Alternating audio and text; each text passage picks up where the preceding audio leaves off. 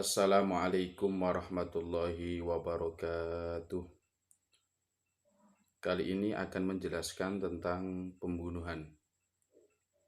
Pembunuhan secara bahasa adalah menghilangkan nyawa seseorang. Menurut istilah, pembunuhan ini adalah perbuatan manusia yang mengakibatkan hilangnya nyawa seseorang, baik dengan sengaja ataupun tidak sengaja, baik dengan alat yang mematikan ataupun dengan alat yang tidak mematikan. Artinya, melenyapkan nyawa seseorang dengan sengaja ataupun tidak sengaja, dengan menggunakan alat mematikan ataupun tidak, ini masuk dalam kategori pembunuhan. Kemudian macam-macam pembunuhan. Pembunuhan itu apa saja toh? Macam-macamnya. Yang pertama adalah pembunuhan sengaja, atau nama lainnya adalah qat'ul amdi. Yang kedua adalah pembunuhan seperti sengaja, atau qat'u shibhul amdi. Dan yang ketiga adalah pembunuhan tersalah, atau pembunuhan yang tidak sengaja, dinamakan qatlul khata'. Nah, itu adalah tiga macam-macam pembunuhan. Terus pengertian masing-masing itu apa? Pembunuhan sengaja yang pertama ini adalah pembunuhan yang telah direncanakan dan dengan alat yang umumnya ini memang mematikan dan ada niat dari si pelaku. Si pembunuh termasuk orang yang baligh dan yang dibunuh korban adalah orang yang baik. Dia menggunakan senapan, menggunakan bendu, menggunakan arit, ini termasuk dari kategori pembunuhan sengaja. Karena ada niat dan alatnya ini mematikan. Terus yang kedua, yaitu pembunuhan seperti sengaja.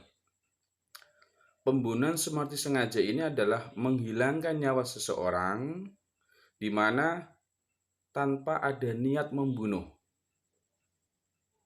Dan alat yang digunakan ini tidak biasa untuk mematikan, namun menyebabkan hilangnya nyawa. Contohnya apa? Seseorang dipukul dengan sapu lidi.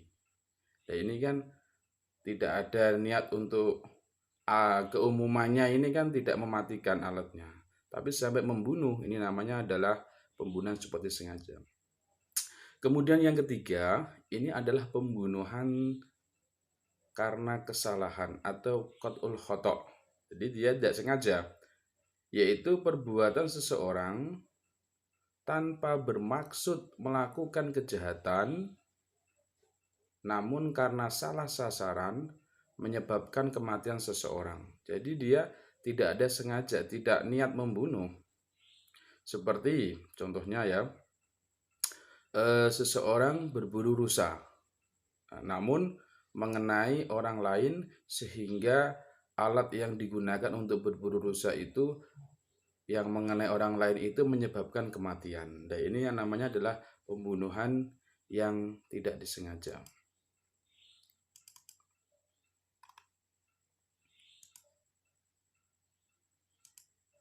Kemudian dalilnya.